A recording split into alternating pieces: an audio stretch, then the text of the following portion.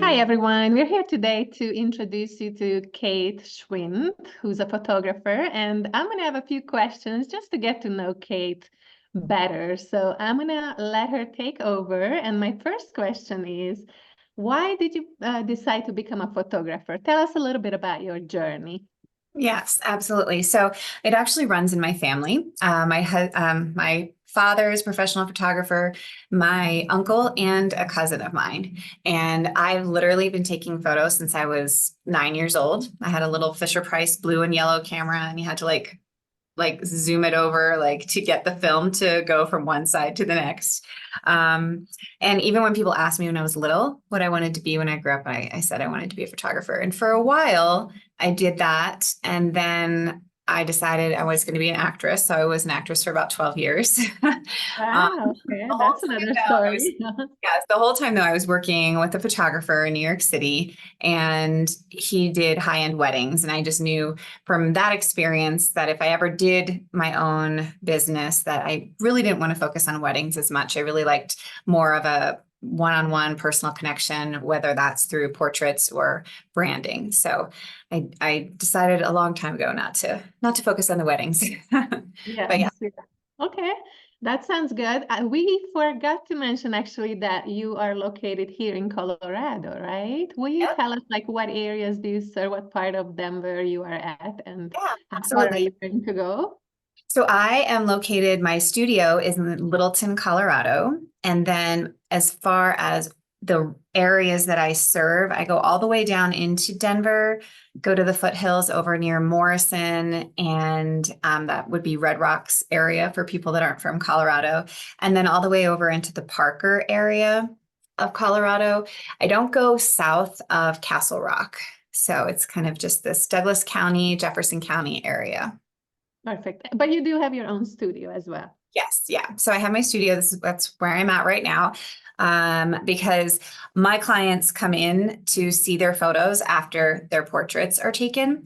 And so we have a place for them to sit, to view them on a nice TV, choose their favorites, and then place their order from there. That's for my portrait clients. My branding clients, they actually get a gallery sent to them. So they wouldn't really be coming in to view their photos with me, but that gives them a chance to scrutinize, pull up images, multiple ones, check to see which ones they like best. So Very nice. Awesome. Here's our next question. Who do you like to help? Who's your favorite client? Tell us a little bit about what kind of people you're working with. okay, so clients, like I said, I have two sides to my business. I have portraits and then I have branding photos. For the portraits, it's the people that are having milestones. So the high school seniors, families, whether they've got young kids or older kids, and just really I love meeting them where they're at, really bringing who they all are, just as they are, to the photos. There's usually one teenager that doesn't want to get their photo taken, and I find a way really to connect with that kid through the session to help them feel a little bit more comfortable. And I'm kind of goofy, so try to get them to relax and all of that.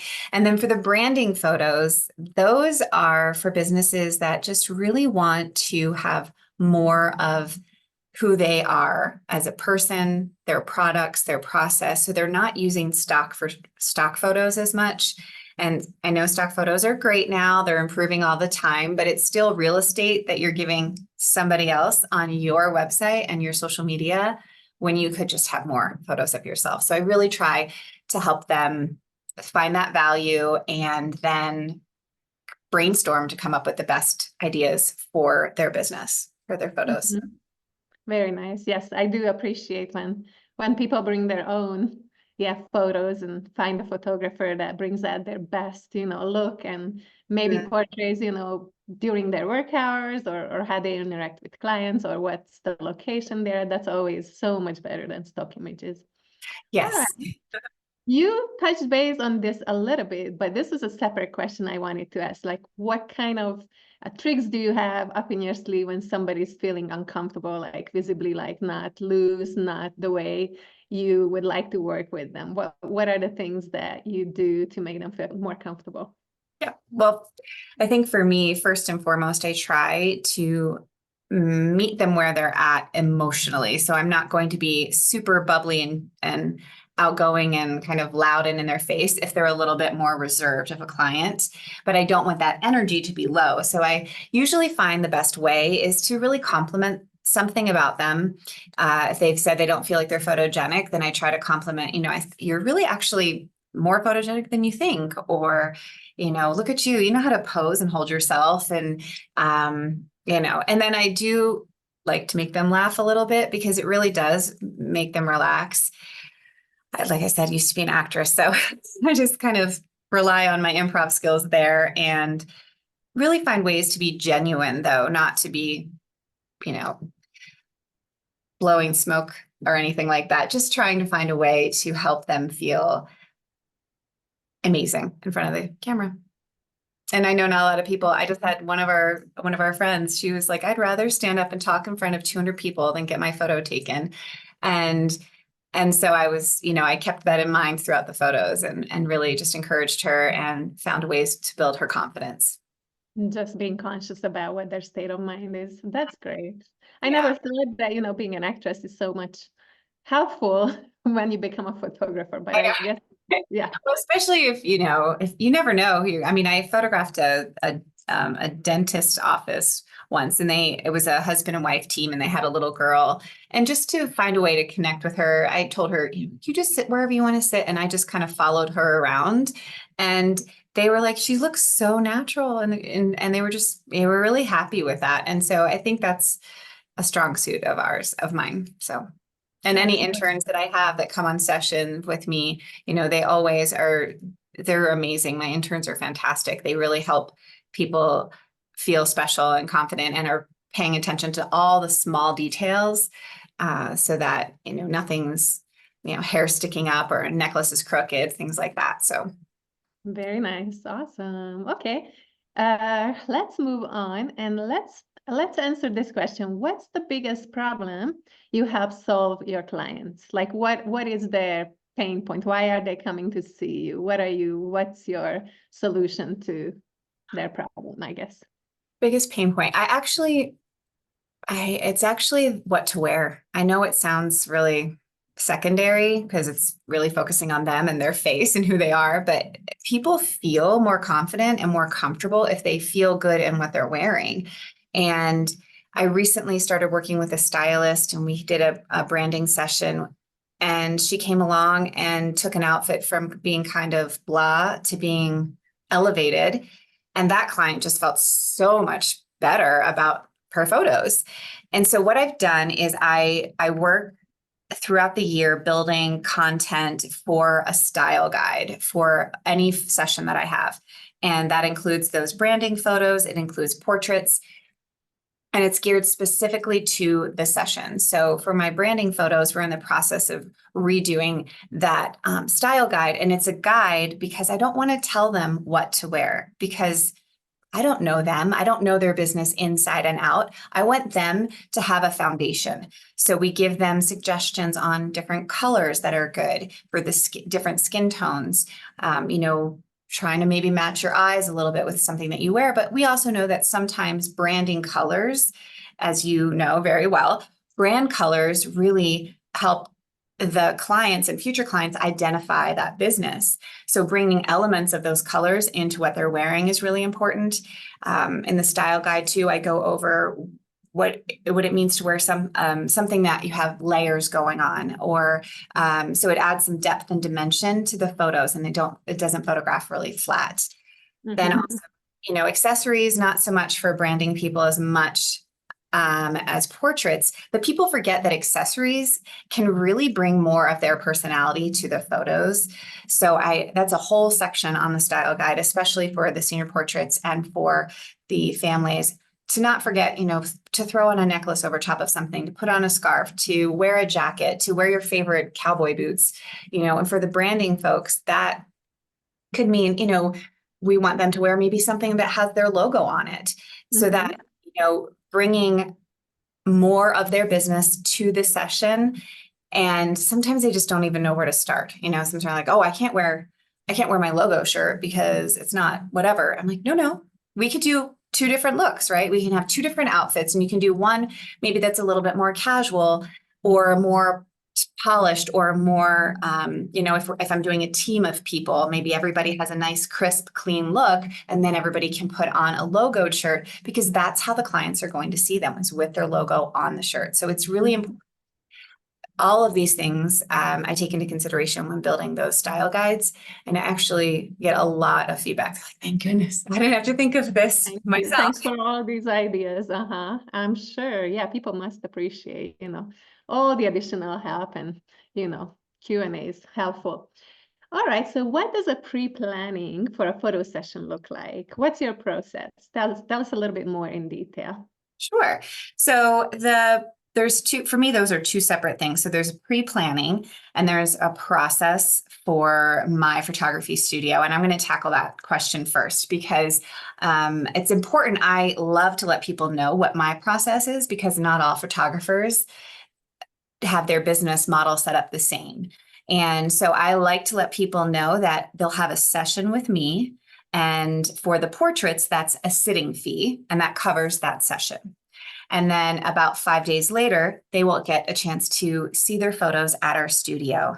And that is a pretty quick turnaround for portraits, but we really love to be able to have them seeing them within days of the photos being taken. So they kind of can build that experience of, not just the photos, but getting to see them.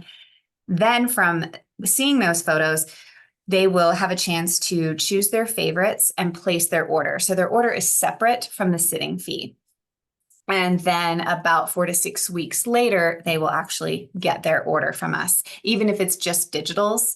We have digital products, we have high-end albums, we have collages and wall art.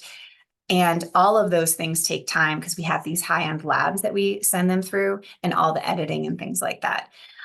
So that's the process for portraits with us. Now, the process for branding photos is that, again, we will have their session, and within about a week, we will have the images roughly edited, not fully edited, up on a gallery for them. And it's important that they get a chance to see the photos by themselves, really get to absorb each of the images, which ones they like, which one, oh, that's my fake smile. Oh, that's my real smile. Oh my goodness, I really actually look like myself, or what have you. And then we always recommend that they show them to a peer, somebody maybe in their field that they work with, as well as a family member that can be not harsh, but not like, oh, everything looks great. You look great in all of them, because that's not helpful either. And between those themselves and those other two people, they usually can narrow down to the images that are included in whatever package they bought. So that is the process for those. And then we edit them and get them back to them in about a week. So it's a pretty quick turnaround for the branding photos. Very quick, yes. Yeah. I'm sure people love that. And I do want to ask a little bit about the editing, like how much editing do you do on a photo? I don't think anybody really knows or understands about this piece when I don't know. I don't even know if it takes 30 minutes to edit a photo or 5 minutes to edit a photo. And do you even have a style of editing? Because I noticed some photographers have like a lighter kind of editing style, like they brighten up their pictures. Others seem to have these muted tones, I noticed. So I wonder if you have a certain editing style, and what does that look like? Yes, absolutely. That is a great question. And yes, editing is a big part of the process, because you are trying to make sure like the colors are all corrected, everything has a good tone to it. And then you're also, tweaking, like if there's a flyaway on their hair, or, I can't take wrinkles out of shirts as much as I try. I even send that out to like the heavy duty, like editing stuff that I need to get done. Wrinkles, that's why I'm very picky about hanging up all of your clothes on a hanger for any session that you have. Iron them, hang them up. Do not put them in a bag. I cannot even go on enough about that. But the editing itself, as far as for people and their skin and their face and things like that, we really try to not over edit. And we get a lot of people that come to us on purpose, because they're like, oh, I've gone somewhere else and I just felt like it was too flawless or too perfect. Now, if there's a teenager that comes to us and they, or anybody that has, maybe some scarring from acne, we will always talk to them about blemishes and say, we can even out skin tone. We can remove anything significant if you would like. And we are careful about that because I mean, people's skin is a very personal thing, and whatever state it's in, it can really affect their confidence. So I don't want them to say, I don't want to say to them, look, I'm going to fix you because you're broken because you've got all these pimples or what have you, or acne or scarring. You know, whether there's different pigments that people have in their skin, if they've got some damage there too. I always, or a scar, or a mole. I'm very, very, like, I will take a lot of notes to make sure I'm not editing something out that's a part of who they are permanently. The non-permanent things like the flyaways, everybody across the board, almost everybody when they smile has one eye that gets a little bit smaller than the other one, and myself included. So I make sure I let them know I can widen that one eye a little bit. Sometimes when people smile, they just squint a lot. So I just, I really have to encourage them not to be squinting as much, but I can widen that a little bit too. But the main thing I do is try to make them look true to themselves and, a slightly polished look, but nothing, I would call it like airbrushing, nothing that's been airbrushed to porcelain perfection, because real is more important, that authenticity for all the photos. And I also like to make everybody's eyes really nice and crisp, not like an alien or anything weird, but just because that's all I stare at in the photo is their eyes. So that's my style. And my visual style for my portraits is, just more contrasty with some rich colors. And it's not super bright or super dark and moody. But on the branding side, I try to match the business. So I will talk to them a lot of times about what their vibe is, what their style is. And if that is something like I photographed a bar with lots of different cocktails that they serve, and it's an evening location. So they're across the board, they have these images that are usually a little bit darker in the past that they've used. So we didn't want to do bright whites and blown out and airy, we try to match where they're at for that. Nice. And both of those sessions that you had talked about, the planning part too, going back to that really quick, the planning piece we do for both of our styles of sessions. So for portraits, we do a consultation, get to know them a little bit better. And for the branding photos, we have a 45-minute planning call, and that is where we brainstorm. Some people will come and say, this and this and this and this is what I want photographed. And they'll have a list. I'm like, great, let's talk about that a little bit more and flesh that out a little bit. And then others come to me and they're like, I have no idea what to do, but I know I need photos. And sometimes, like you, they'll come to me and they'll be like, my website designer has a list of photos or suggestions. And then we work together to do that. So planning for both is a huge part.